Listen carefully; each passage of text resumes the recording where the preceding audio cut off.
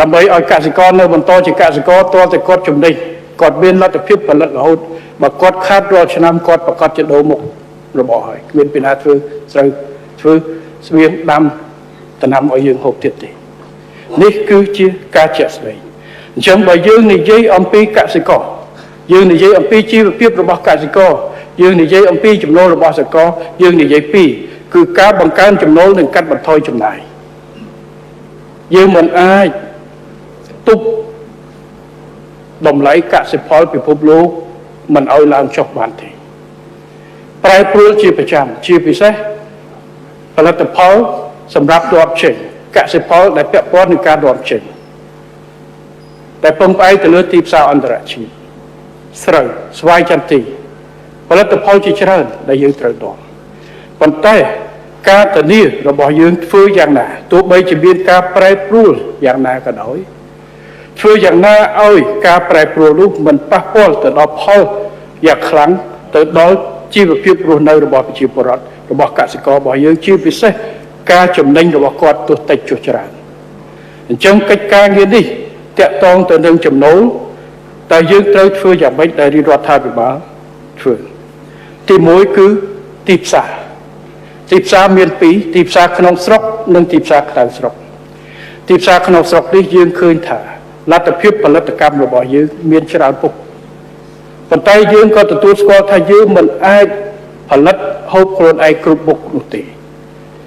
បាទហើយយើងមិនអាចបិទការនាំចូលនៅផលិតផលខ្លះនោះដែរគ្មានប្រទេសណានៅលើពិភពលោកបើលើកលែងតែប្រទេសដែលជាប់នៅទណ្ឌកម្មអង្គការសហជីវជាតិមិនអាចធ្វើពាណិជ្ជកម្មជាមួយប្រទេសជិតខាងបានគ្មានការនាំចេញនាំចូលផលិតផលកសិកម្មរាប់ពាន់មុខអញ្ចឹងយើងមិនអាចផលិតគ្រប់មុខហើយយើងក៏មិនចាំបាច់ផលិតគ្រប់មុខនោះដែរចំពោះការនាំចេញទី1គឺគិតគូរអំពីទីផ្សារក្នុងស្រុករាជរដ្ឋាភិបាលធ្វើយ៉ាងណាដើម្បីបង្កើននូវប្រសិទ្ធភាពក្នុងការផ្គត់ផ្គង់ទីផ្សារក្នុងស្រុកឲ្យអស់លទ្ធភាពដោយប្រើប្រាស់ផលិតផលក្នុងស្រុកតាមរយៈការភ្ជាប់ទំនាក់ទំនងនៅផលិតផលមួយចំនួនដែលយើងអាចផ្គត់ផ្គង់ខ្លួនឯងបានហើយជំនួសទៅដល់ការនាំចូលឧទាហរណ៍ជាក់ស្ដែងជ្រូកនៅក្នុងស្រុកយើងអង្គររាជរដ្ឋាភិបាលកំពុងតែវាយតម្លៃរៀបចំជាយុទ្ធសាស្ត្រមួយដើម្បីយើងឈានទៅដល់ការជ្រើសរើសនៅដំណាំយុទ្ធសាស្ត្រមួយចំនួនដែលរាជរដ្ឋាភិបាលដាក់ទិសដៅនៅក្នុងការធានាការផ្គត់ផ្គង់ជំនួសការនាំចូលនេះគឺជាការជំហានយើងមិនអាចលើ100មុខហើយធានា100មុខថាយើងឈប់នាំចូលតលតែយើងដាក់ពន្ធដាក់អីអាហ្នឹងប៉ះពាល់ជាមួយ WTO ប៉ុន្តែយើងត្រូវមានភាពច្បាស់លាស់ថាការទប់នៅការនាំចូលមិនមែនដោយសារការដាក់ពន្ធឬមួយការដាក់វិធានការបច្ចេកទេសដើម្បីទប់គេមិនឲ្យចូលនោះទេវាត្រូវការបង្កើនសមត្ថភាពរបស់អ្នកផលិតនៅក្នុងស្រុកឲ្យមានសមត្ថភាពផលិតគុណភាពល្អតម្លៃសមរម្យទើបយកឲ្យអ្នកហូបបាទបើសិនជាយើងបិទមិនឲ្យនាំចូលប៉ុន្តែការផលិតនៅក្នុងស្រុកយើងថ្លៃអត់គុណភាពតើប្រជាពលរដ្ឋយើងហូបទេបាទយើងមិនយុត្តិធម៌សម្រាប់អ្នកទិញហូបទេអញ្ចឹងមានតែជួយកសិករយើងយ៉ាងណាធ្វើយ៉ាងណាឲ្យគាត់ផលិតកាន់តែថោកផលិតថ្លៃដើមកាន់តែថោកលក់តម្លៃសមរម្យគុណភាពល្អឲ្យគាត់នៅតែចំណេញដើម្បីឲ្យប្រជាពលរដ្ឋយើងអាចមកទិញព្រោះយើងទៅផ្សារទីផ្សារដើម្បីទាញគាត់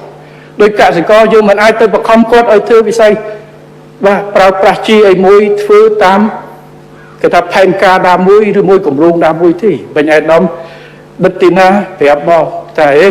បច្ចេកវិទ្យាគេថាតាមបច្ចេកទេសជីគេប្រើតែប៉ុណ្ណេះប៉ុន្តែកសិករក៏អត់ជឿខ្ញុំធ្លាប់ទៅធ្វើប៉ុណ្ណេះខ្ញុំមិនហ៊ានបថុយទេចឹងគាត់នៅតែបាយច្រើនតើតែយើងបង្ហាញគាត់ពីផលប្រយោជន៍ជាក់ស្ដែងអញ្ចឹងត្រូវតែធ្វើការលក់ការទិញដូចគ្នាបើឲ្យប្រជាពលរដ្ឋទិញផលិតផលនៅក្នុងស្រុករបស់យើងតើតែយើងធ្វើយ៉ាងណាឲ្យកសិកររបស់យើងមានភាពប្រកួតប្រជែងព្រោះយើងត្រូវដោះស្រាយទាំងអ្នកហូបទាំងអ្នកផលិតសម្រាប់បកផ្សេងគេអាចស្រែកគេទៅជួបអ្នកហូបគេអាចស្រែកថាផលិតផលថ្លៃចង់ឲ្យផលិតផលចុះគេអាចទៅជួបអ្នកផលិតទៅប្រាប់ថាធ្វើឲ្យរបស់នឹងឡើងថ្លៃតែសម្រាប់រាជរដ្ឋាភិបាលត្រូវធានាតុល្យភាពទាំងពីរជីវភាពរបស់កសិករនិងជីវភាពរបស់ប្រជាពលរដ្ឋដែលជាអ្នកទិញហូបបាទបើតម្លៃកសិផលថ្លៃតម្លៃទំនិញថ្លៃអ្នកទិញហូបដែលជាមន្ត្រីរាជការអត់មានពេលទៅដាំប្រកាសជាចំណាយលុយកាន់តែច្រើនទៅលើអាហារហើយ អញ្ចឹងជីវភាពរស់នៅក៏មានការប៉ះពាល់អញ្ចឹងការយកចិត្តទុកដាក់របស់យើងនៅក្នុងការស្រុកទីផ្សារក្នុងស្រុកគឺយើងរៀបចំជាយុទ្ធសាស្ត្រឲ្យធ្វើយ៉ាងណាគិតគូរអំពីដំណាំឬមួយក៏ការចិញ្ចឹមសត្វមួយចំនួនដែលជាយុទ្ធសាស្ត្រពីមួយជំហានទៅមួយជំហានយើងមានស្រូវឥឡូវយើងមានសាច់ជ្រូកទៅថ្ងៃមុខតើសាច់អីទៀតដែលយើងអាចធានាផ្ទៃក្នុងហើយយើងបុកទៅជួយនៅក្នុងវិស័យនេះតែម្ដងតាមរយៈរូបមន្តផ្សេងៗដូចជាកសិកម្មទំនើបឬមួយអីដើម្បីយកមកគេតាមទំនិញមួយមុខម្ដងម្ដងជាជំហានដើម្បីឈានទៅដល់ការធានាការគ្រប់គ្រងក្នុងស្រុកនេះគឺជាកិច្ចការជាក់ស្ដែងធ្វើយ៉ាងណាឲ្យដើរសិនយើងកុំចង់លោកតែត្រូវធ្វើម្ដងអានេះ10 20មុខទៅធ្វើឲ្យជោគជ័យអត់ទៅរួចទេយើងត្រូវទទួលស្គាល់ការពិតបាទមូលដ្ឋានផលិតរបស់យើងមានបញ្ហាប្រៀបធៀបជាមួយប្រទេសជិតខាងកន្លែងខ្លះយើងនៅថ្លៃបាទអញ្ចឹងបើអ្វីដែលមិនយើងខំឲ្យមូលដ្ឋានយើងមិនប្រកួតប្រជែងទេយើងមិនបាច់ផ្ដោតទៅលើអាហ្នឹងយើងមើលស្អីដែរប្រកួតប្រជែងឧទាហរណ៍បើចិញ្ចឹមសត្វមួយយើងមិនអាចធានាប្រកួតប្រជែងជាមួយប្រទេសផ្សេងនាំចូលយើងជួយគាត់ហើយប៉ុន្តែយកទៅមើលវារីវប្បកម្មឬមួយប្រភេទអីផ្សេងដែលយើងអាចធានាបានយើងជួយគាត់កម្រិតណាដោយជ្រូកយើងជួយមករយៈខ្លីទេគាត់អាចធានាបាននេះគឺជាគោលដៅនៅក្នុងការផ្គត់ផ្គង់ទីផ្សារក្នុងស្រុកពេលជាមួយគ្នាយើងត្រូវបង្កើតផលិតខ្សែចង្វាក់ពីអ្នកផលិតទៅទីផ្សារឲ្យកាន់តែប្រសើរឡើងបាទតាមរយៈការរៀបចំរូបមន្តផ្សេងឧទាហរណ៍ថារៀបចំកុងត្រារវាងទីផ្សារនៅក្នុងស្រុកផ្សារម៉ាក្រូផ្សារ Lucky ផ្សារឲ្យគាត់ចង់តិចប៉ុន្តែគាត់ទៅធ្វើកុងត្រាយ៉ាងម៉េចដើម្បីធានាបានការពុតគង់ឲ្យគាត់ត្រឹមត្រូវយើងរៀបចំហើយនេះក៏ជាផ្នែកមួយនៃការរៀបចំសហគមន៍កសិកម្មទំនើបនេះគឺជាវិធីសាស្ត្រនៅក្នុងការដោះស្រាយបញ្ហាក្នុងស្រុកបញ្ហាក្រៅស្រុកយើងផលិតលើសពីតម្រូវការដោយសម្ដេចតេជោវាប្រសាសន៍ហើយក៏ដូចជាថ្នាក់ដឹកនាំបានវាប្រសាសន៍ថាពីឆ្នាំចិត្តជាងយើងហូបច្រើនជាងផលិតឥឡូវយើងផលិតច្រើនជាងហូបតើយើងយកទៅណាបើយើងមិនធ្វើពាណិជ្ជកម្មខាងក្រៅយើងនឹងមានតែជំរឿសពីរទីចាក់ចោលឬមួយក៏ប្រាប់ប្រជាជនកុំឲ្យផលិតលើសបាទតែបើអត់ទេយើងត្រូវតែខិតខំរកទីផ្សារដែលយើងមានវត្តរៈត្រឡប់យើងនាំចេញទៅ95ប្រទេសហើយយើងមានផលិតផលច្រើនណាស់មិនមែនតែស្រូវស្វាយចាប់ទីនោះទេប៉ុន្តែអ្វីដែលសំខាន់គោលដៅសម្រាប់ទៅក្រៅនោះគឺការធ្វើយ៉ាងណាដើម្បីទាញយកតម្លៃបន្ថែមឲ្យជាអតិបរមាឲ្យកសិកររបស់យើងផលិតផលរបស់យើងមិនរើសថានាំចេញទៅវៀតណាមនាំចេញទៅថៃនាំចេញទៅឡាវនាំចេញទៅអាមេរិកនៅបារាំងនៅអឺរ៉ុបនៅអាហ្វ្រិកនាំចេញទៅណាក៏ដោយគោលដៅរបស់យើងឲ្យតែបានតម្លៃល្អឲ្យកសិកររបស់យើងនេះគឺជាគោលដៅរបស់យើងអត់រើសទេបាទប៉ុន្តែលទ្ធភាពបើសិនជាយើងពឹងផ្អែកតែទីផ្សារមួយឧទាហរណ៍ថាស្រូវយើងបុកច្រើនទៅកាកើតនេះហើយគឺជាបញ្ហាដែលថាតម្លៃអាចមានបញ្ហាអញ្ចឹងបានជាយើងខិតខំដាក់ទិសដៅដើម្បីរុញស្រូវអង្គចេញទៅក្រៅឲ្យបានច្រើនធ្វើពិពិធកម្មនៅទីផ្សារបាទព្រោះចង្ការប្រទេសមួយយើងពឹងច្រើនពេលខ្លះគាត់អត់ទិញដែរអញ្ចឹងត្រូវចោលយើងត្រូវបើកច្រកផ្សេងទៀតការបើកច្រកផ្សេងទៀតគឺធានាឲ្យយើងនៅការលទ្ធភាពនៅក្នុងការនាំចេញតម្លៃខ្ពស់មិនបាច់ចាំប្រទេសជិតខាងប្រទេសទី3ព្រោះឥឡូវបើស្រូវយើងចេញតាមប្រទេសទី3គេទិញយកទៅតម្លៃប៉ុណ្ណេះដើម្បីនាំចេញទៅប្រទេសបារាំងឬមួយក៏ប្រទេសទី3តម្លៃប៉ុណ្ណេះអញ្ចឹងគេទិញពីយើងក៏មិនសូវថ្លៃតែបើយើងអាចធ្វើត្រង់ទៅប្រទេសទី3យើងអាចកាត់យើងអាចទាញតម្លៃបានច្រើនផលទៅណាគឺយើងអាចទិញធ្លាក់ថ្លៃបានច្រើនទិញទៅកសិករយើងបានល្អហើយធ្វើពិពិធកម្មសេដ្ឋកិច្ចខាងកសិកម្មនេះគឺជាការធ្វើពិពិធកម្មមិនមែនត្រឹមតែសេដ្ឋកិច្ចទេប៉ុន្តែក៏ជាការជួយនៅក្នុងផ្នែកនយោបាយការទូតផងដែរការនាំចេញរបស់យើងឥឡូវប្រទេសជាច្រើនយើងឃើញហើយគេចាប់ផ្ដើមប្រើប្រាស់ពាណិជ្ជកម្មជាអាវុធបើសិនជាយើងពឹងតែលើការនាំចេញផ្នែកកបនសាផ្នែកឧស្សាហកម្មទៅតាមប្រទេសមួយចំនួនធ្វើឲ្យយើងអាចជាប់សម្ពាធនៅក្នុងការ ចរចាឬមួយក៏គេអាចប្រើប្រាស់ជាអាវុធពេលដែរក៏បានប៉ុន្តែបើយើងពិពិធកម្មការនាំចេញផ្នែកកសិកម្មទៅទីផ្សារផ្សេងនិងផលិតផលផ្សេងទៅទីផ្សារផ្សេងក៏វាជួយបង្កើតតុល្យភាពមិនឲ្យពឹងផ្អែកព្រោះជាងកាលវាមិនមែនរឿងអាវុធប្រើប្រាស់ជាអាវុធក៏ដោយឧទាហរណ៍ថាសេដ្ឋកិច្ចនៅអាមេរិកសេដ្ឋកិច្ចនៅអឺរ៉ុបស្រាប់តែចូល recession ដោយសារគោលនយោបាយរបស់គាត់ឈប់តិចមិនដោយសារនេះទេអញ្ចឹងយើងមានទីផ្សារនៅឥឡូវយើងបើកទីផ្សារនៅមជ្ឈមបូព៌ាយើងបើកទីផ្សារនៅអឺរ៉ុបយើងបើកទីផ្សារនៅអាហ្វ្រិកបើកទីផ្សារនៅអាស៊ានផងដែរដើម្បីធ្វើយ៉ាងណាឲ្យការនាំចេញរបស់យើងបើទីផ្សារមួយមានបញ្ហាកុំឲ្យយើងពឹង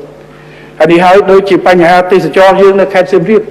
ដែលឥឡូវយើងកំពុងដាក់ទិសដៅជំរុញខេត្តសៀមរាបកុំឲ្យពឹងផ្អែកតែទៅលើទេសចរសិទ្ធមកផ្នែកគឺកសិឧស្សាហកម្មឲ្យស្អីយើងមានពលានយន្តហោះអញ្ចឹងយើងនឹងជំរុញថ្ងៃក្រោយអាចមានកម្មន្តសាស្ត្រឥឡូវមានការគិតគូរអំពីរៀបចំជាភស្តុភារកម្មនៅទីនោះបាទធ្វើយ៉ាងណាកុំឲ្យពឹងផ្អែកតែមួយមុខព្រោះប្រជាពលរដ្ឋយើងបើសិនជាមានបញ្ហាលើវិស័យណាមួយអាចជម្លៀសចូលទៅក្នុងវិស័យផ្សេងទៀតក្នុងពេលចាំបាច់ហើយពេលជាមួយគ្រាត្រីមកកត្រកបើស្អុយមួយស្អុយទាំងអស់យើងមិនគួរដាក់ត្រីនៅក្នុងកត្រកតែមួយទេ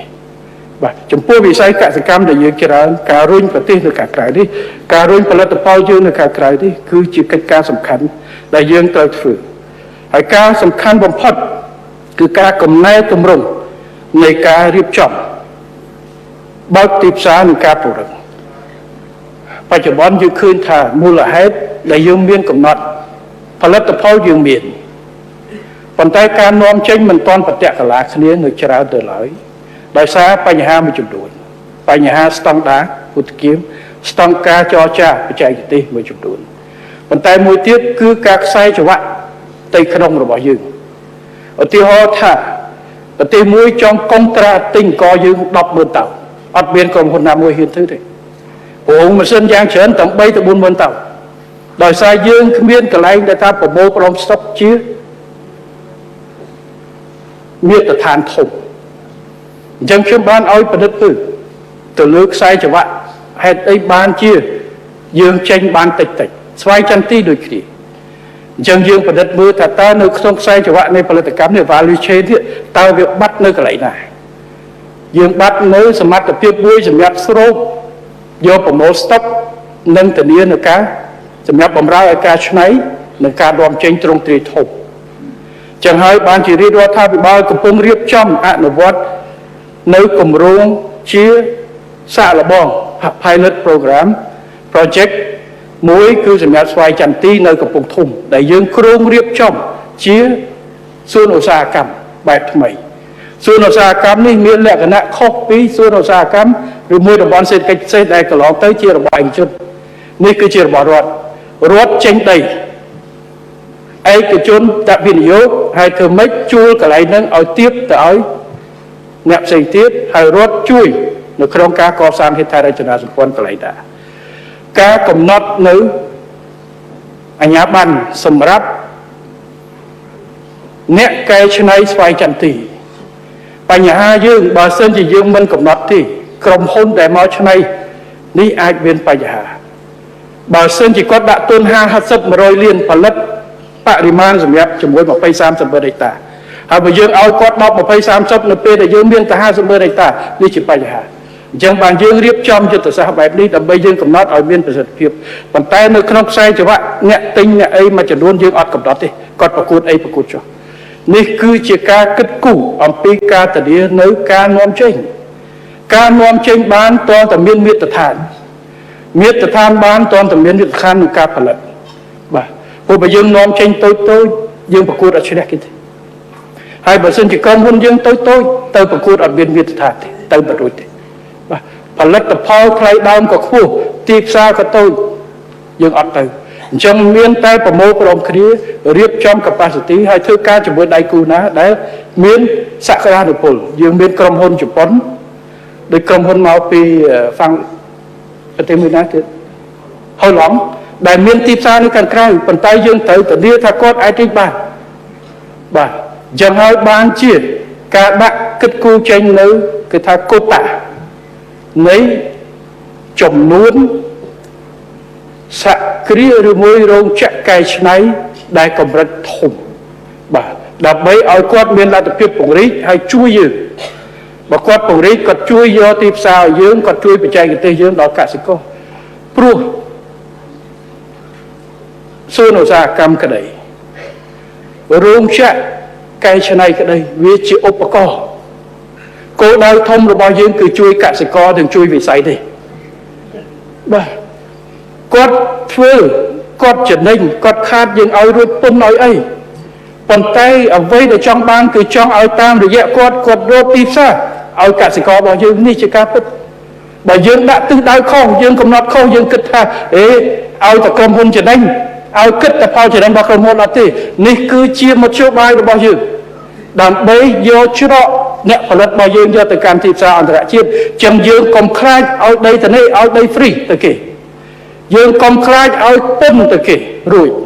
ដើម្បីគេជួយកែច្នៃជួយបង្កើនប្រសិទ្ធភាពផលិតជួយទិញពីកសិកររបស់យើងឲ្យបានច្រើនគោលដៅសំខាន់ដែលខ្ញុំនិយាយរបស់កសិកម្មគឺកសិករបាទអ្នកវិនិយោគទៅលើការកែច្នៃគឺជាអ្នកចូលរួមក្នុងធាតុផ្សំគេថាតួអង្គបន្ទាប់បន្សំដូចយោធាយើងថាគោលដៅសំខាន់និងគោលដៅបន្ទាប់បន្សំគោលដៅសំខាន់គឺកសិករនិងទីផ្សារសម្រាប់កសិផលរបស់យើងអញ្ចឹងមធ្យោបាយនឹងការរៀបចំបែបនេះគឺជាអ្វីដែលរាជរដ្ឋាភិបាលកំពុងតែធ្វើសាកល្បងលើក3ទី1គឺស្វាយចន្ទទី2គឺស្រូវកោបាទយើងរៀបចំជាក្រុមហ៊ុនមេមួយហើយទីទៀតខ្ញុំនិយាយពីការរៀបចំហិរញ្ញប្បទានព្រោះឥឡូវយើងពឹងតែថវិការដ្ឋថវិកាខ្ចីពីធនាគារឬមួយក៏កម្ចីតែនៅមានរូបមន្តដែលខ្ញុំឲ្យខាងសេដ្ឋកិច្ចខាងវិស័យឯកជនរបស់យើងឬក្រសួងរបស់យើងគិតគូរទុនឯកជនច្រើនណាស់នៅក្នុងប្រទេសរបស់យើងប៉ុន្តែអត់មានច្រកចូលបាទយើងត្រូវបង្កើតរូបមន្តណាមួយកញ្ចប់ណាមួយដើម្បីឲ្យទុនទាំងអស់នោះអាចវិនិយោគចូលរួមបានតិចច្រើនប្រទេសផ្សេងគេធ្វើហើយគេលក់ជា share គេលក់ជា PO គេលក់ជា bond ហើយមូលបត្រគេលក់ជាសន្ទុះស្គាល់ទៅពាក្យបច្ចេកទេសនេះគឺជាត្រូវគិតគូរអំពីនវានុវត្តន៍នៃការប្រមូលភាគរថវិកាបាទអញ្ចឹងតាក់ទងទៅនឹងការឈ្នួលនេះខ្ញុំសូមទូសម្ដែងយើងវែងបន្តិចប៉ុន្តែនេះគឺយើងធ្វើនៅក្នុងវិស័យស្រូវកកយើងបានជួបប្រជុំជាមួយវិស័យស្រូវកកជាមួយវិស័យឯកជនខ្ញុំបានតាំងពីដើមទីមកគឺយើងឲ្យវិស័យឯកជនជាតួអង្គនៅក្នុងការជួយគិតជួយធ្វើជួយទទួលខុសត្រូវហើយកិច្ចការនេះយើងបានអនុវត្តច្រើនហើយក្នុងវិស័យស្វ័យចន្ទគ្រប់បតិកលាទាំងអស់ទាំងអ្នកបច្ចេកទេសរបស់យើងជាមួយនឹងវិស័យឯកជនធ្វើការគៀកស្មារជាមួយគ្នាយករូបមន្តដែលឯកភាពគ្នាធ្វើទី2វិស័យស្រូវកកដូចគ្នាយើងបានដាក់គោលការណ៍នៅក្នុងការខ្ចីថវិកាពីក្រៅមកដើម្បីធ្វើសៃឡូប្រមាណ100ជាងដូចជាង10ឆ្នាំហើយយើងអត់ទាន់បានចែកខ្ញុំថាឲ្យចប់យើងបង្កើតរូបមន្តនេះយើងធ្វើតែម្ដងទី2បង្កើតក្រុមហ៊ុនមេមួយដើម្បីធានានៅក្នុងការប្រមូលទិញកម្រិតណាមួយព្រោះឥឡូវដោយសារយើងអត់មានសមត្ថភាពប្រមូលទិញកម្រិតធំបានជាក្រុមហ៊ុននាំចេញរបស់យើងអត់ហ៊ានកងត្រាធំតែបើសិនជាមានក្រុមហ៊ុនមួយដែលអាចធានាបាន20-30 តោនមិនបាច់ទាំងអស់ទេក្រុមហ៊ុនតូចដែលនាំចេញក៏គាត់ហ៊ានទៅកងត្រាជាមួយគេដែរព្រោះគាត់អាចកងត្រាពីយើងទិញបានបន្ថែមព្រោះឥឡូវសួរទៅគឺយើងខ្វះចន្លោះនឹងហើយរដ្ឋរៀបចំយន្តការនេះគឺយើងអន្តរាគមន៍តែចំណុចនេះដែលខ្វះខាតរៀបចំសៃឡូនិងការប្រមូលទិញនិងការដាក់ទុនបវលនៅក្នុងការធានាដើម្បីធ្វើយ៉ាងណាឲ្យខ្សែច្រវាក់នៃផលិតកម្មរបស់យើងតាំងពីអ្នកផលិតរហូតដល់ទីផ្សារខាងក្រៅវាដើរមកហើយប៉ុន្តែវាខ្វះកន្លែងនេះឥឡូវប្រទេសជិតខាងគឺជាអ្នកដើរតួនាទីហេតុមានទេប្រទេសជិតខាងមានសមត្ថភាពរាប់សែនហិកតារាប់សែនតោនស្តុកទុកយើងអត់មានទេអញ្ចឹងគេប្រមូលទិញអីដែលសល់ពីយើងយកទៅស្តុកនៅគេដល់ហើយគេនាំចេញឥឡូវយើងបង្កើតអលទ្ធភាពស្តុកនៅស្រុកយើងដើម្បីជាមធ្យោបាយការផ្គត់ផ្គង់ការប្រមូលទិញបើមានលទ្ធភាពធំបែបនេះយើងអាចធានាតម្លៃពេលដែលមានការលំបាកហើយធានានៅ គឺថាវត្ថុធាតុដើមឬមួយក៏ទុនដើមសម្រាប់អ្នកនាំចេញរបស់យើងគាត់អាចកងត្រាកែវបាននេះគឺជាការគិតគូររបស់យើងទី3គឺជីនេះសំខាន់ណាស់សម្ដេចព្រះម្ចាស់ឯកឧត្តមលោកជំទាវជីមិនមែនគ្រាន់តែជាវត្ថុធាតុដើមក្នុងការផលិតទេជីគឺជាយុទ្ធសាស្ត្រពំដង្ហើមគេដកថ្ងៃណាមួយគេចោះធ្វើបាបបើសិនជាមានបញ្ហាជីគេក្លុកទៅថ្លៃជីយើងមកបិទតែជីយើងអត់មានលទ្ធភាពអញ្ចឹងសមត្ថភាពនៅក្នុងការផលិតជីខ្លួនឯងនេះត្រូវតែខិតខំធ្វើប៉ុន្តែយើងប្រឈមបញ្ហាច្រើនតម្លៃយើងខ្ពស់សមត្ថភាពយើងតិចខ្ញុំបានជួបជាមួយនឹងឯកឧត្តមមុខរដ្ឋាភិបាលជាមួយនឹងថ្នាក់ដឹកនាំរបស់យើងក្រសួងសុខកសិកម្មដូចជាពិសេសឥឡូវខ្ញុំបានប្រគល់ភារកិច្ចឲ្យអ្នកវិស័យឯកជនក្នុងវិស័យជីព្រោះខ្ញុំគិតថាបើចង់ដឹងចង់ធ្វើ business តទៅសួរអ្នក business បាទអញ្ចឹងយើងបានតែមុនបានជួបហើយបានសុំឲ្យអ្នកអង្គការមូលរដ្ឋាភិបាលអង្គការផែហុកឈួនអង្គការហ៊ុនឡាក់ហេងរងនិងអ្នកជំនាញនៅក្នុងវិស័យកសិកម្មជារួមជួយសិក្សាអំពីលទ្ធភាពក្នុងការផលិតជីក្នុងស្រុកក្នុងកម្រិតណាមួយមិនថាជីធម្មជាតិឬមួយក៏ជីគីមីបើមិនបាន 100% ក៏យ៉ាងហោចណាស់ធានា 30% នៃសមត្ថភាពរបស់យើងព្រោះនេះគឺជាកិច្ចការសំខាន់គុណភាពបរិមាណនិងតម្លៃហើយយើងអាចមានលទ្ធភាពធ្វើនៅក្នុងកិច្ចការនេះហើយកិច្ចការនេះក្រុមការងារកំពុងតែសិក្សាធ្វើយ៉ាងណារូបមន្តយ៉ាងណាដើម្បីយើងធានាអញ្ចឹងយុទ្ធសាស្ត្រវត្ថុ3នេះគឺផលិតផល3នេះដែលរាជរដ្ឋាភិបាលបានកំពុងតែរៀបចំសាកល្បងស្វាយចន្ទីស្រូវអង្គហើយនឹងជីតាក់ទងនឹងការផលិតព្រោះឥឡូវបើយើងយកផលិតទូចយើងទិញទូចវត្ថុធាតុដើមថ្លៃហើយបានទៅចែកពីគេចែកពីប្រទេសជិតខាងបោះយើងមិនអាចធ្វើបានយើងយកភាគច្រើនផលិតទៅក្រៅយកបោះការលាយក៏អត់មានគុណភាពច្បាស់លាស់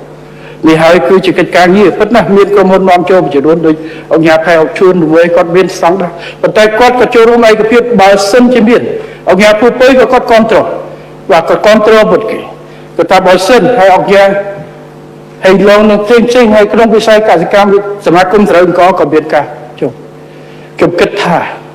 របស់បើប្រទេសគេធ្វើបានខ្មែរយើងក៏ធ្វើបានដែរបាទទោះបីវាប្រឈមអីក៏ដោយគ្រាន់តែប្រហែលយើងយករូបមន្តមិនទាន់ត្រូវហើយបើសិនជាយើងរូបមន្តរដ្ឋមិនខ្លាចនៅក្នុងការជួយរូបភាពណាព្រោះការផលិតជាមធ្យោបាយគោលដៅសំខាន់ជួយកសិករបើសិនជាជីផលិតបានម្ចាស់ការបានហើយធ្វើឲ្យតម្លៃដើមរបស់កសិករចុះថោកនេះគឺជាការល្អចំពោះការធានានៅហិរញ្ញប្បទានសម្រាប់កសិកម្មកិច្ចការងារនេះកន្លងទៅយើងមានលទ្ធភាពកំណត់មួយគឺធនាគារអភិវឌ្ឍជនបទកសិកម្មបានទម្លាក់ថវិកាមួយចំនួននិងការធានាមួយចំនួនដើម្បីឲ្យធនាគារពាណិជ្ជជួយផ្ដល់ឥណទានទៅដល់វិស័យកសិកម្មរបស់យើងក្នុងន័យនេះយើងបានផ្ដល់ឥណទាន4ចន្លោះពី4ទៅ7%ទៅដល់វិស័យកសិកម្មពីធនាគារអភិវឌ្ឍជនបទប៉ុន្តែទុននៅមានកំណត់បាទការធានាក៏ដោយហើយនៅក្នុងធនាគារឯកជនក៏មានការចូលរួមនៅក្នុងការផ្ដល់កម្ចីតាមការពៀនរាវរដ្ឋាភិបាលធនាគារកណ្ដាលរបស់យើងធនាគារជាតិរបស់យើងក៏បានធ្វើការជាមួយវិស័យឯកជន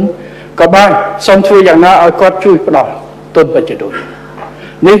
គឺជាការខិតខំប្រឹងប្រែងរបស់យើងនឹងបន្តទៅទៀតហើយក្រៅពីនោះនឹងគិតគូរពីរូបមន្តមួយចំនួននៅក្នុងការជួយការគោលនយោបាយរបស់រាជរដ្ឋាភិបាលក៏សូមអរគុណដល់សម្ដេចតេជោរាជរដ្ឋាភិបាលពីអាណត្តិពុនមុនដែលបានផ្ដល់អាទិភាពនៅក្នុងការមិនយកពន្ធដីកសិកម្មជីកសិកម្មគ្រឿងយន្តកសិកម្មជាច្រើនផលិតផលធាតុផ្សំកសិកម្មដែលជួយឲ្យកាត់បន្ថយថ្លៃដើមរបស់កសិកររបស់យើងរដ្ឋាភិបាលពីអាណត្តិមុនអាណត្តិនេះក៏បានបន្តនៅអនុគ្រោះនៅពន្ធនៅអាករជាច្រើនដែលបញ្យកសម្រាប់ក្រុមហ៊ុនធុរជនដែលនៅក្នុងវិស័យកសិកម្មដើម្បីជួយនៅក្នុងកសិកម្មនេះការកាត់បន្ថយថ្លៃដើមថ្លៃអគ្គិសនីពិតណាស់យើងមិនអាចជួយអន្តរាគមន៍គ្រប់ពេលកន្លងទៅឆ្នាំ2024នេះអាដាមកែវរតនៈបានរាយការណ៍គឺយើងប្រាក់ជួយ បញ្ចុះតម្លៃអគ្គិសនីពីម៉ោង 9 យប់ទៅម៉ោង 7 នោះជនរដ្ឋត្រូវចំណាយទុនប្រហែលជិត $3 លានក្នុងការជួយ 2024 ហើយបើនិយាយទូទាំងប្រទេសរាជរដ្ឋាភិបាលតាមរយៈ EDC ជួយ$128 លានជួយដល់ប្រជាជនទូទាំងប្រទេសដើម្បីកុំឲ្យថ្លៃអគ្គិសនីឡើង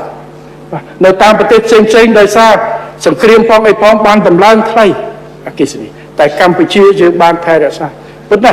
ការប្រើច្រើនវាឡើងហើយប៉ុន្តែតម្លៃក្នុង1គីឡូនៅរក្សាថេរប៉ុន្តែមិនមែនដោយសាររដ្ឋចំណេញគឺដោយសាររដ្ឋបានចេញ$128 លានឆ្នាំ2024ដើម្បីទុកភាគច្រើនគឺសម្រាប់ផ្ទះប្រជាពលរដ្ឋនេះឯងហើយក្នុងវិស័យកសិកម្មជិត$3 លានដែលរដ្ឋត្រូវចំណាយចំពោះការកាត់បន្ថយមួយទៀតគឺសំខាន់គឺមាត្រដ្ឋានអាដាមប៉ែនស៊ីម៉ុនសូម្បីតែបានលើកអំពីរឿងភូមិមួយផលិតផលមួយខ្ញុំសូមទោសអាដាមប៉ែនស៊ីម៉ុនចំពោះភូមិមួយផលិតផលមួយនេះសម្រាប់វិស័យកសិកម្មក៏យើងប្រហែលមិនអាចធ្វើបាននោះទេទូទៅនោះទេយើងអាចសម្រាប់ផលិតផលនេះមួយចំនួនតូចឬមួយក៏ផលិតផលមួយចំនួនដែលអាចគ្រប់គ្រងទៅដល់វិស័យផ្សេងឧទាហរណ៍ដូចសិប្បកម្មភូមិមួយនៅជុំវិញសៀមរាបអាចជំរុញអានឹងដើម្បីបម្រើឲ្យវិស័យទេសចរណ៍នៅសៀមរាបប៉ុន្តែបើយើងនិយាយពីកសិកម្មយើងត្រូវនិយាយពីមាត្រដ្ឋានបាទបើយើងមិនផលិតច្រើនទេតម្លៃដើមក៏មិនចុះហើយក៏គ្មានបរិមាណសម្រាប់ទៅប្រកួតជាមួយប្រទេសគេដែរឬមួយក៏ផ្គត់ផ្គង់ទីផ្សារយើងដែរអញ្ចឹងដែលយើងជំរុញតាមពីដើមមកគឺគិតគូរអំពីតំបន់មួយផលិតផលមួយមិនមែនយកពីថៃទេគឺគោលការណ៍របស់យើងដែលគិតគូរអំពីតំបន់អាចគិតពីຂະຫນាត់ស្រុកຂະຫນាត់ខេត្តឬមួយក៏ខេត្តច្រើនជួបគ្នាដោយស្វ័យចន្ទទីគឺយើងមានបណ្ដុំខេត្តមួយចំនួននេះគឺជាកិច្ចការសំខាន់បើមិនអញ្ចឹងទេគឺយើងមិនអាចធានាបាននៅមាត្រដ្ឋាននៃផលិតផលហើយបើយើងនិយាយទៅតាមពីផលិតផលយើងត្រូវទីនិយាយពីមាត្រដ្ឋាននៃការផលិតឬអ្នកផលិតនេះហើយបានជាសហគមន៍កសិកម្មទំនើបដើរតួនាទីសំខាន់យើងមិនអាចយកកសិករម្នាក់ទោះបីជាគាត់មាន500ហិកតាទៅធ្វើដើរតួនាទីជាមាត្រដ្ឋាននោះទេយើងត្រូវធានារាប់ម៉ឺនហិកតារាប់ពាន់ហិកតាកាលពីខ្ញុំនៅជើងគោកដំបូងខ្ញុំជួបជាមួយខាងអភិវឌ្ឍបានសុំយោបល់ខ្ញុំថាឲ្យសុំដើម្បីធ្វើការអភិវឌ្ឍកសិកម្មតសុំដី5000ហិកតាតែ7ហិកតាខ្ញុំថាយើងអត់មានដីទេប៉ុន្តែសុំឲ្យគិតថាគ្រួសារតបមួយគឺជាម្ចាស់ដីនៅក្នុងតំបន់នោះដែលសម្ដេចតេជោដូចថាបើប្រគល់ទៅឲ្យកងទ័ពដោយនៅកងពលលេខ9 2000គ្រួសារមាន2000ហិកតាប្រមូលគាត់ជាសហគមន៍ហើយយើងកុំត្រាជាមួយគាត់បង្កើតនៅកុំត្រាហើយក្រុមហ៊ុនមែនសរុនបានធ្វើជាមួយកងពលលេខ7បាន5-600គ្រួសារជាអនុវត្តជាក់ស្ដែងនេះហើយគឺជាអ្វីដែលជាកត្តាដែលខ្ញុំគ្រប់គ្រងហើយរដ្ឋាភិបាលជំរុញហើយមិនក៏សូមអរគុណដល់សម្ដេចតេជោដែលបានយកចិត្តទុកដាក់ទៅចុះជំរុញផ្ទាល់នៅក្នុងការជំរុញនៅក្នុងគេហៅសហគមន៍កសិកម្មពាក្យថាសហគមន៍កសិកម្មទំនើបនេះវាខុសពីសហគមន៍ធម្មតាសហគមន៍ខ្លះគ្រាន់តែប្រមូលគ្នាដើម្បីទិញជាឲ្យមកយកលក់ចំណេញជាមួយក៏អន្តរាគមន៍ប៉ុន្តែផលប្រយោជន៍ខុសគ្នាដល់ពេលចំណេញទៅពេលខាតរួមគ្នាពេលចំណេញមានបញ្ហាតែរូបមន្តនៃសហគមន៍នេះគឺត្រូវប្រូការគិតទាំងការលំបាកទាំងការចំណេញត្រូវនៅជាមួយគ្នាបានន័យថាសហគមន៍សមាជិកនៃសហគមន៍គឺជាពាក្យហ៊ុននៃក្រុមហ៊ុននេះអានោះបើតាមការគិតបានន័យថាបើចំណេញខាតអត់មានលួចកេងគ្នាទេគឺចំណេញខាតស្មើគ្នាតាមអត្រាទើបយើងបង្កើតបានបើមិនចឹងទេមិនមាននិរន្តរភាពទេធ្វើបានតិចចាប់ដើមឈួរគ្នាដោយសារអត់មានភាពការស្មោះត្រង់និងសហការគ្នាពេលលំបាករត់រកគ្នារកដើម្បីយើងទិញជីល្អហើយល្អដល់ពេលតម្លៃល្អគេចាប់ដើមមកទាញលក់ឲ្យអ្នកនេះថ្លៃនាំគ្នាលែងឯកភាពគ្នាធ្វើឲ្យបាត់ទំនុកចិត្តគឺមិនទៅមុខទេអញ្ចឹងការកែសម្រួលសំខាន់គឺការកែសម្រួលប្រព័ន្ធកំណត់ពីការធ្វើការងារឯកជនមកជាការងារសហគមន៍ដែលរួមគ្នាកុំគិតជាសហគមន៍មិនមែនជាសហគមន៍របៀបបាទដែលយើងថាជាសហគមន៍ឬអ្វីនោះទេប៉ុន្តែជាម្ចាស់ភាគហ៊ុននៃក្រុមហ៊ុនបាទនេះគឺជាគោលគំនិតបង្កើតក្រុមហ៊ុនមួយដែលទាំងអស់គ្នាដាក់ដីរួមគ្នាហើយ ទាញផលវិនិយោគរួមគ្នាហើយបានផលមកចែកតាមភាគហ៊ុនពីណាដីធំចែកតាមដឹកដាក់ទុនយ៉ាងម៉េចបាទនេះគឺជាកិច្ចការមួយដែលខ្ញុំសូមអរគុណណាស់ក្រសួងកសិកម្មអាដាម ទីណាបានគិតគូរមកដល់ពេលនេះពួកខ្ញុំជឿថាបើសិនជាយើងគ្មានមាត្រដ្ឋានយើងមិនជ្រះទេហើយបើយើងចង់និយាយពីមាត្រដ្ឋានយើងត្រូវធ្វើយ៉ាងម៉េចឲ្យមានមាត្រដ្ឋាននៃការផលិតហើយបើមាត្រដ្ឋាននៃការផលិតយើងមិនអាចទៅរកដីសម្បត្តិព្រោះយើងលែងចេញដីសម្បត្តិសេដ្ឋកិច្ចទៀតហើយរាប់ពាន់ហិកតារាប់ម៉ឺនហើយយើងមានតែប្រជាពលរដ្ឋនៅទីនោះបាទរូបមន្តកុងត្រានេះតែម្ដងដែលជាអ្វីដែលយើងត្រូវធ្វើហើយនេះហើយគឺជាអ្វីដែលត្រូវធ្វើបាទព្រោះឥឡូវសំបីតែផ្សារម៉ាក្រូគាត់ចង់កុងត្រាជាមួយមកភូមិបើមកភូមិមិនធ្វើមកផ្ទះនិយាយខ្លួនក៏អត់ធ្វើតែបើមកភូមិនេះមិន100គ្រួសារឯកភាពដាំបន្លែឲ្យគាត់ធានាឲ្យគាត់នៅវិន័យនៅក្នុងការអនុវត្តដាក់ជីយ៉ាងម៉េចស្អីយ៉ាងម៉េចគុណភាពយ៉ាងម៉េចគាត់ព្រមធ្វើនេះគឺជាសារៈសំខាន់នៃការកំណត់នៃបទដ្ឋានការងារដែលមានការឯកភាពគ្នាហើយខ្ញុំសូមលើកទឹកចិត្តដើម្បីជំរុញបង្កើតសហគមន៍ឲ្យបានច្រើនហើយសូមឲ្យបងប្អូនសហគមន៍ទាំងអស់រួមគ្នាគិតគូរអំពីផលប្រយោជន៍រួមគិតតែខ្លួនជាម្ចាស់ក្រុមហ៊ុនដែលត្រូវធ្វើឲ្យក្រុមហ៊ុននេះមានអាយុវែងចំណេញកាន់តែច្រើនយើងក៏ចំណេញកាន់តែច្រើនរួមគ្នានេះទើបដែរបាទមិនមែនគេថាពេលខាតរត់រកគ្នាដើម្បីកាត់បន្ថយខាតតែដល់ពេលចំណេញរៀងខ្លួននោះទេនេះគឺបញ្ហាបាទអានឹងដែលកាមុនគេថាពេលខាតរត់ចេញពេលចំណេញឯកជនទុកតែនេះគឺសហគមន៍ពេលខាតសហគមន៍ចេញពេលចំណេញបុគ្គលទុកអានេះគឺអត់ដើរទេបាទហើយខ្ញុំសូមគាំទ្រទៅលើចំណុចនេះចំពោះភូមិមួយផលិតផលមួយខ្ញុំសូមអាដាមប៉ែនស៊ីម៉ុនកិច្ចការនេះអាដាមអុករបុត្រនៅបន្តធ្វើយើងកំពុងតែឲ្យគិតគូរពីបញ្ហាចលនាសមាឧដុង្គផ្សេងដើម្បីរៀបចំជាឆាប់មួយហើយអនុវត្តទៅលើកន្លែងណាដែលយើងអាចធ្វើបានសម្រាប់វិទ្យុព្រោះកិច្ចការនេះផលិតផលនេះក៏មិនមែនអត់ដើរគ្រប់កន្លែងនោះដែរខ្ញុំនិយាយតែរឿងកសិកម្មនោះទេប៉ុន្តែនៅផ្នែកសិប្បកម្មផ្នែកមួយចំនួនដែលជាកត្តាឧទាហរណ៍នៅតំបន់បៃតងជុំវិញតំបន់ទេសចរភូមិមួយផលិតផលនេះសំខាន់បាទមកកន្លែងអាចផលិតមួយដើម្បីជាផលិតផលទេសចរទីបាននេះគឺជាកិច្ចការល្អហើយជាពិសេសនៅតំបន់សហគមន៍ក្រីក្រសហគមន៍ធម្មជាតិនេះហើយភូមិមួយផលិតផលមួយដែលយើងចង់បាននេះហើយគឺជាផលិតផលដែលយើងត្រូវរុញមិនមែនឈប់ដើរនោះទេព្រោះមាត្រដ្ឋានមិនអាចធ្វើគ្រប់កន្លែងនោះទេនេះហើយគឺជាកិច្ចការសំខាន់ប៉ុន្តែខ្ញុំនិយាយនេះគឺតាក់ទងនៅក្នុងរូបមន្តនៃវិស័យកសិកម្មពាក់ព័ន្ធទៅនឹងគោលការណ៍ធំចំពោះ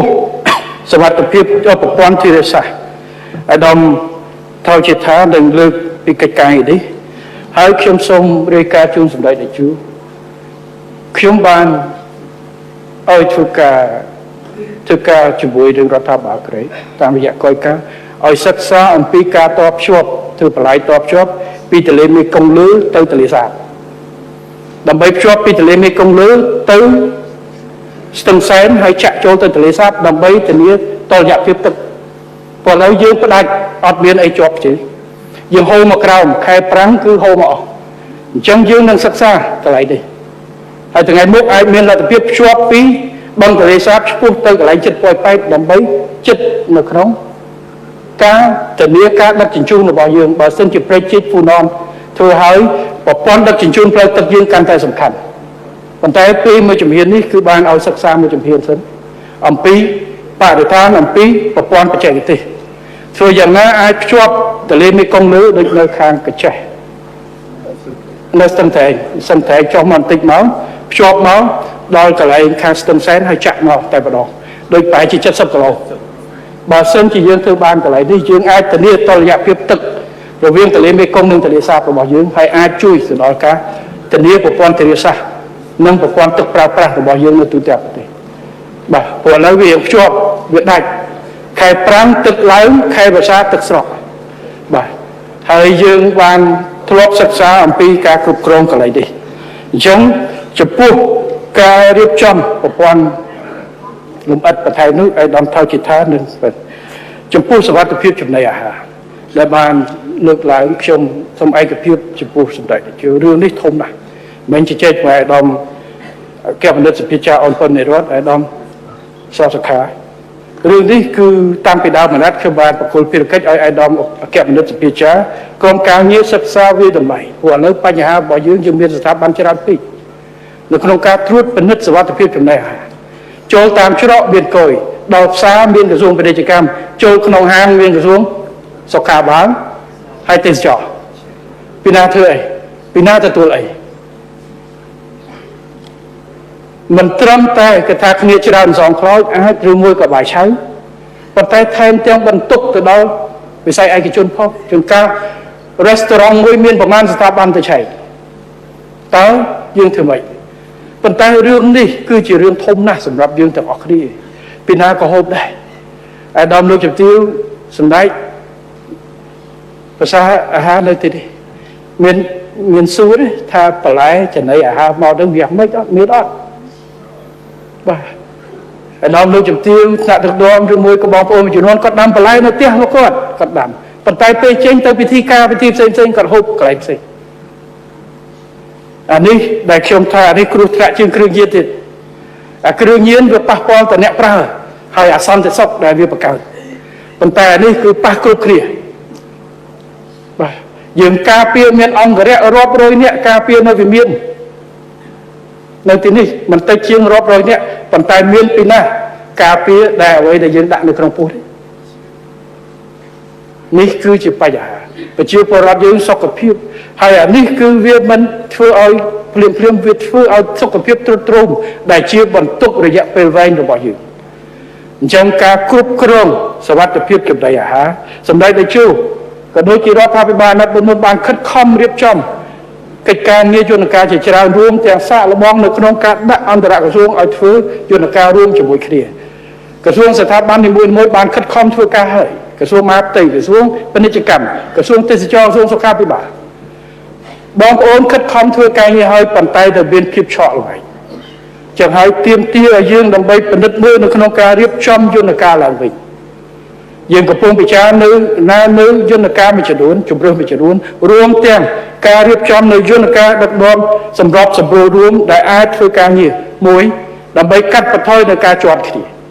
អញ្ចឹងយើងនឹងប្រជុំជាក់ស្ដែងនៅពេលខាងមុខឬពី3សេណារីយ៉ូដើម្បីពិនិត្យមើលតែគោលដៅសំខាន់បំផុតគឺត្រូវធ្វើយ៉ាងម៉េចដើម្បីលុបបំបាត់នៅបញ្ហាជាន់គ្នាបញ្ហាឆក់ល្វែងនេះឈានទៅដល់ការបង្ការនៅបញ្ហាចំណីអាហារឬថ្នាំសង្កូវដែលខូចគុណភាពនេះគឺជាកត្តាសំខាន់ហើយខ្ញុំសូមអរគុណណាស់ចំពោះការលើកឡើងនៅចំណុចនេះព្រោះវាពាក់ព័ន្ធទៅនឹងកសិកម្មដែរតែការប្រើប្រាស់និងការហូបចុកនៅផលិតផលកសិកម្មអានេះគឺគិតគូរទាំងពីការដាំដុះបាទព្រោះឥឡូវប្រទេសមួយចំនួនគឺគេហាមមិនឲ្យនាំចូលសំបីតែនៅថ្ងៃមុនអង្គរបស់យើងត្រូវមានបញ្ហាគេឲ្យដោយសារជាតិគីមីចំនួនតរ៉េននៅវៀតណាមគឺរាប់តោនទៅចាក់ចោលដោយសារជាតិគេរកឃើញ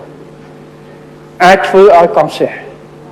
អញ្ចឹងការធានារបស់យើងមិនត្រឹមតែសម្រាប់ហូបចុករបស់យើងទេប៉ុន្តែធានានៅការប្រព័ន្ធពាណិជ្ជកម្មរបស់យើងនិងផលិតផលរបស់យើងដែលទទួលស្គាល់ពីប្រជាពលរដ្ឋរបស់យើងបូកជាមួយនឹងអន្តរជាតិគឺត្រូវធ្វើយ៉ាងណាធានានៅបច្ចេកទេសទាំងអស់ទាំងការដាំដុះទាំងសុវត្ថិភាពចំណីអាហារចំពោះការប្រឡងប្រដាំខ្ញុំនេះគឺសូមអរគុណចំពោះប្រសាសន៍ណែនាំរបស់សម្ដេចអគ្គមហាសេនាបតីតេជោហើយកន្លងទៅយើងមានយន្តការប្រឡងប្រណាំងកម្រិតថ្នាក់ជាតិសម្រាប់វិស័យឯកជននិងវិស័យអប់រំនិងសុខាភិបាលយើងខ្ញុំសូមឲ្យអាយដាមហងជួននរ៉ុនមែនទេអាយដាមហ៊ុនម៉ាណីអាយដាមដិតទីណាដើម្បីរៀបចំបន្ថែមមួយទៀតចូលក្នុងអង្គភាពវិស័យកសិកម្មនៅក្នុងការប្រកួតប្រជែងថ្នាក់ជាតិមួយដោយឡែកថ្នាក់ក្រសួងថ្នាក់ខេត្តរាជធានីបណ្ឌិតនេះរឿងកសិកម្មប៉ុន្តែនៅថ្នាក់ខេត្តគួរមានគិតគូរអំពីការលើកយោបល់មិនត្រឹមតែមន្ត្រីកសិកម្មទេតែអង្គភាពកសិកម្មបានន័យថាមន្ទីរឬមួយក៏ការលេខកម្រិតតាមួយដែលអាចជួយបានចំពោះការធ្វើវិមជ្ឈការឬមួយក៏ប្រតិភូកម្មឯកសារសិទ្ធិនៅក្នុងការចុះអីនោះគឺសូមឲ្យក្រសួងពិនិត្យមើលជាក់ស្ដែងទៅអ្វីដែលយើងអាចធ្វើបានធ្វើយ៉ាងណាព្រោះផលិតផលខ្លះនាំចេញត្រូវការបាទធ្លុំធ្លាប់អន្តរាគមន៍ម្ដងកាលនោះដូចជំនាន់អាយដាមវេសុខុនឬមួយក៏ពីណាដែលខាងកាលនោះគឺសុំការបោះត្រានាំចេញពីខេត្តសៀមរាប នៅការឯកភាពរបស់ក្រសួងដើម្បីដាក់ផលិតផលពីកប៉ាល់ហោះចេញទៅបើសិនជាត្រូវយកឯកសារពីពេញវាអាចយូរដោយសារផលិតផលខ្លះគ្រឿងហូបស្វាយអីខ្លះវាទុកយូរអត់បានអញ្ចឹងគឺមានការប្រគល់ប្រតិភូកម្ម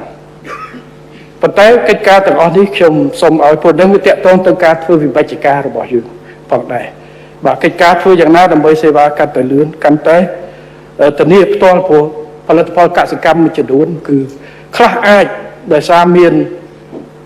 ចេញទៅយូរបានគេមានទូតិចដឹកអីបាន1ខែ2ខែតាមបានតែរបស់ខ្លះគឺលឿនទៅការតែប្រហែលថ្ងៃគឺវាអាចខូចគុណភាពបាទជាពិសេសដឹកតាមយន្តហោះអញ្ចឹងកិច្ចការងារនេះគឺសូមអរគុណណាស់ចំពោះការលើកឡើងទៅលើចំណុចទាំងប្រមាណនេះហើយចំពោះចំណុចពាក់ព័ន្ធទៅនឹងសូមការបង្កើតយន្តការថ្នាក់ជាតិនោះគឺយើងមិនចាំបាច់ទេយើងមានយន្តការច្រើនហើយបាទគណៈកម្មការច្រើនតាក់ទងវិស័យកសិកម្មហើយយើងក៏មានក្រុមការងាររដ្ឋាភិបាលជាមួយវិស័យកសិកម្មដែលមាន2ក្រុមក្រុមកដែលពាក់ព័ន្ធត្រូវអង្គនិងក្រុមខូពាក់ព័ន្ធទៅដល់កសិឧស្សាហកម្មក្រុមញោបាទក្រុមនេះគឺមានតួនាទីជាអ្នកសម្របសម្រួលជាវេទិកាសម្រាប់ជួបជាមួយវិស័យឯកជនជាមួយរដ្ឋមានបញ្ហាអីយើងជួបគ្នាយើងដោះបាទប៉ុន្តែការប្រតិបត្តិទុកឲ្យក្រសួងស្ថាប័នជំនាញនិងវិស័យឯកជនជំនាញយើងមិនចាំបាច់បង្កើតយន្តការមួយទៀតធ្វើការជំនួសគេទេបាទមានតែយន្តការជាឆាត់សម្រាប់សម្របសម្រួលហើយឲ្យមុខព្រួយនីមួយៗទទួលខុសត្រូវនេះគឺជាកិច្ចការល្អបើមិនចឹងទេយើងនឹងបង្កើតតួអង្គទី3ដើរតួនាទីជំនួសជាមួយនឹងស្ថាប័នផ្សេងៗនឹងការទទួលខុសត្រូវអញ្ចឹងចំណុចនេះខ្ញុំសូមលើកប៉ុណ្ណេះចំពោះការឆ្លើយពាក់ព័ន្ធទៅនឹងវិស័យកសិកម្មខ្ញុំសូមជូនទៅអាដាមដុតទីណាបន្ទាប់មកជូនទៅអាដាមថៅជីថារឿងធនធានទឹកហើយសូមជូនទៅអាដាមឆៃរដ្ឋសែនពាក់ព័ន្ធទៅនឹងអភិវឌ្ឍជនបទដែលគ្រប់គ្រងទៅដល់ការអភិវឌ្ឍនៃវិស័យទាំងពីរនេះខ្ញុំសូមអរគុណសម្ដេចហើយអាដាមបាទសូមអរគុណ